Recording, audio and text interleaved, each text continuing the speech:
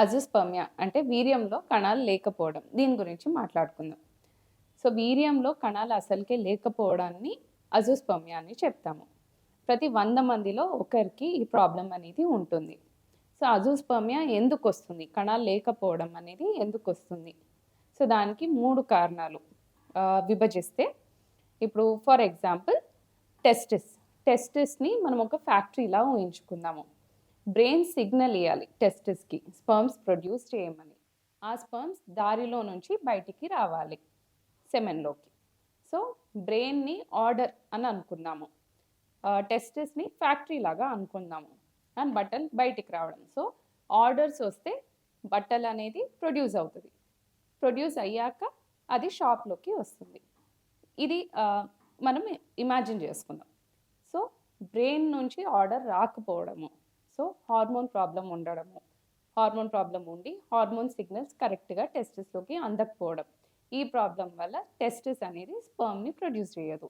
అట్లా కణాలు వీర్యంలోకి రాదు. ఇదొక ప్రాబ్లమ్. Next factory. ఫ్యాక్టరీ అంటే టెస్టిస్. ఫ్యాక్టరీలోనే ప్రాబ్లమ్ ఉండడం. సో, యూనిట్‌లో ప్రొడక్షన్ అనేది ఆగిపోతుంది. ఇది ఎట్లా అవుతుందంటే కొన్నిసార్లు యూనిట్‌కి దెబ్బ తగలడం. సో, టెస్టిస్‌కి ఇంజరీ అవ్వడము లేదా వారికోసిల్. టెస్టిస్ చుట్టూ నరాలనేది ఉబ్బడం. దీన్ని వారికోసిల్ అని చెప్తాము. ఇది సివియర్ ఫార్మ్‌లో ఉన్నప్పుడు టెస్టిస్ నుంచి ప్రొడక్షన్ అనేది జరగదు. కొన్నిసార్లు జెనెటిక్ ఉండొచ్చు. సో, జెనెటిక్ ఫ్యాక్టర్స్ వల్ల కూడా టెస్టిస్ అనేది ప్రొడక్షన్ అనేది ఉండదు. మూడోది దారిలో. సో, బట్టలు ప్రొడ్యూస్ అవుతుంది. కానీ దారిలో ఆటంకాలు ఉన్నాయి. సో, దారిలో అడ్డు ఉంటే కొన్నిసార్లు ఫ్యాక్టరీ నుంచి యూనిట్ వరకు రాకపోవచ్చు. అదెప్పుడు అంటే వెసెక్టమీ సర్జరీ. సో, పిల్లలు గాకుండా సర్జరీ చేసినప్పుడు, అది గాకుండా కొన్నిసార్లు అతుకులు ఏర్పడ్డు, పదే పదే ఇన్ఫెక్షన్ రావడం వల్ల స్కార్ అయ్యి దారి మూతబడుడు. ఇట్లాంటి ప్రాబ్లమ్స్ ఉన్నప్పుడు అది బయటికి రాదు. సో, ఈ 3 కారణాల వల్ల కణాలనేది వీర్యంలో ఉండకపోవచ్చు. సో, కాజెస్ ఏంటివి? ఒకటి మనం అనుకున్నట్టు హార్మోనల్ ప్రాబ్లమ్. రెండోది రేడియోథెరపీ, కీమోథెరపీ ఏదైనా క్యాన్సర్ వల్ల రేడియేషన్‌కి ఎక్కువ ఎక్స్‌పోజ్ అవ్వడం వల్ల, లేదా పనుల్లో ఆక్యుపేషన్‌లో ఎక్కువ పెస్టిసైడ్స్‌కి గానీ, కెమికల్ ఎక్స్‌పోజర్ ఎక్కువ ఉండడము, లేదా మైనింగ్ వర్కర్స్ హీట్‌లో ఎక్కువ ఎక్స్‌పోజర్ ఉండడము, వీటి వల్ల గూడా ప్రొడక్షన్ అనేది ఉండదు. ఆర్కైటిస్, మమ్స్ లాంటి ఇన్ఫెక్షన్ చైల్డ్‌హుడ్‌లో రావడం. సో, టెస్టిస్‌లో గూడా ఇన్ఫెక్షన్ పాకడం. ఆర్కైటిస్ అని చెప్తాము. అట్లాంటి వాటిలో ప్రొడక్షన్ అనేది ఉండకపోవచ్చు. అండ్ ఇంతకుముందు అన్నట్టు దారిలో. సో, రెట్రోగ్రేడ్ ఎజాగులేషన్ అంటే దారి ముందు వెళ్ళేది వెనకకి రావడం. సో, యూరిన్‌లో కొన్నిసార్లు స్పెర్మ్స్ ఉండిపోతుంది. దారిలో పదే పదే ఇన్ఫెక్షన్ రావడం వల్లనో, దేని వల్లనో మూతబడడం. సో, వీటి వల్ల అనేది కణాలు మనకు కనిపియవు. సో, ఈ ప్రాబ్లమ్ ఉన్నట్టు ఎలా తెలుస్తుంది? అజోస్పర్మియా అనే ప్రాబ్లమ్ ఉన్నట్టు ఎలా తెలుస్తుందంటే, ఫస్ట్ అండ్ ఫార్మోస్ట్ పిల్లలు కలగకపోవడం.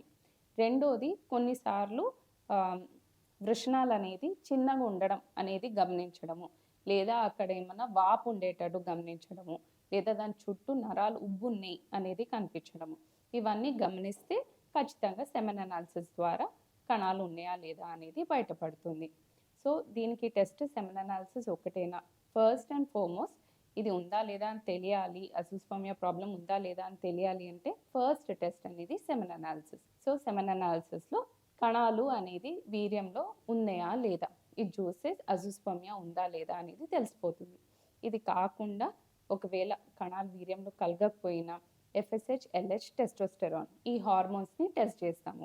సో, మీకు ముందు చెప్పినట్టు ఈ హార్మోన్స్ బ్రెయిన్ నుంచి ప్రొడ్యూస్ అవుతుందా? టెస్టోస్టెరాన్ అనే హార్మోన్ టెస్టిస్ నుంచి ప్రొడ్యూస్ అవుతుందా లేదా? ఇవి చెక్ చేసుకుంటే ప్రాబ్లమ్ ఎక్కడుంది అనేది ఒక రఫ్ ఐడియా కలుగుతుంది. అది కాకుండా అల్ట్రాసౌండ్. సో, టెస్టిస్‌ది అల్ట్రాసౌండ్ చేసినప్పుడు చుట్టూ నరాలు ఉబ్బున్నాయా? అది సివియారిటీ ఎంతుంది అనేది తెలుస్తుంది. సో, ఈ ప్రాబ్లమ్ ఉంటే న్యాచురల్‌గా ప్రెగ్నెన్సీ రాదా? ఇది ఉంటే ఖచ్చితంగా 0 ఉన్నట్టేనా? డోనర్‌కెళ్ళాల్సిందేనా? అనేది చాలా మందికి డౌట్ ఉంటుంది. సో, ఈ ప్రాబ్లమ్ ఉంటే పక్కా న్యాచురల్ కుదరదు ఆర్ డోనర్‌కి ఎళ్ళాలి అనేది కాదు. దీనికి ట్రీట్మెంట్ ఎప్పుడైనా కాజ్‌ని బట్టి ఉంటుంది. సో, ఒకవేళ హార్మోనల్ ప్రాబ్లమ్ వల్ల వీర్యంలో కణాలు కనిపియట్లేదు అనుకోండి. హార్మోన్స్‌ని సరిచేయాలి. సో, హార్మోన్ ఇంజెక్షన్స్ ఇవ్వడం వల్ల గానీ, టాబ్లెట్స్ వల్ల వీర్యంలో కణాల కౌంట్ అనేది ఇంప్రూవ్ అవ్వచ్చు. రెండోది దారిలో ఏమైనా ప్రాబ్లమ్. సో దారిలో ఏమైనా ప్రాబ్లం ఉన్నప్పుడు డైరెక్ట్ టెస్టెస్ నుంచి సిరింజ్తో కానీ లేకపోతే ఎక్స్ట్రాక్షన్ చేసి బయాప్సీ చేసి స్పర్మ్స్ అనేది తీయొచ్చు. దీన్ని టీజా అన్నట్టు అంటారు. మూడోది సర్జరీ. ఒకవేళ టెస్టిస్లో వేడి ఎక్కువ అవ్వడం వల్ల లేకపోతే నరాలు ఉబ్బడం వల్ల అనేది ప్రాబ్లం వస్తుంది అనుకోండి, దాన్ని సరి చేయొచ్చు. సో వారికోసిల్ సర్జరీ చేసుకోవచ్చు. ఇవన్నీ చేయడం వల్ల చాలామందికి అజూస్పర్మియా నుంచి ఇంప్రూవ్మెంట్ ఉంటుంది. బట్ ఒకవేళ ఇది జెనెటిక్ అయితే మాత్రం ఈవెన్ ఆఫ్టర్ హార్మోన్స్ ఇంప్రూవ్మెంట్ కనిపించకపోవచ్చు. అప్పుడు డోనర్ అవసరం పడితే పడవచ్చు. మ్యాక్సిమం వాళ్ళకి 40% వాళ్ళకి ఉన్న ప్రాబ్లం అనేది దారిలో ఉంటుంది. సో 40% వాళ్ళకి టీజీ చేయడం వల్ల సరి అవుతుంది. కొందరికి హార్మోనల్ ప్రాబ్లం ఉంటుంది. సో హార్మోన్ ఇంజెక్షన్స్ కానీ టాబ్లెట్స్ ఇచ్చాక వాళ్ళలో కూడా కణాల్ ప్రొటెక్షన్ అనేది తెలుస్తుంది. సెకండరీ అంటే ఫస్ట్ పిల్లలు పుట్టారు, ఇప్పుడు అజూస్పర్మియా ఉంది, ఇలా రావచ్చా? ఎస్, డెఫినెట్లీ రావచ్చు. సో ఇన్ఫెక్షన్ వల్ల దారి మూతబడడం అనేది మీకు చెప్పాను కదా. సో ఇన్ఫెక్షన్స్ వల్ల ఒకవేళ దారి మూతబడి ఉంటే అప్పుడు కణాలు బయటికి రావు. సో అది కూడా could be a cause. Secondary కూడా రావచ్చు. అంటే ఇంతకుముందు మంచిగా ఉండి ఇప్పుడు పిల్లలు పుట్టకపోవడం, అజూస్పర్మియా అనేది కనిపించడం అనేది ఉండొచ్చు. Thank you.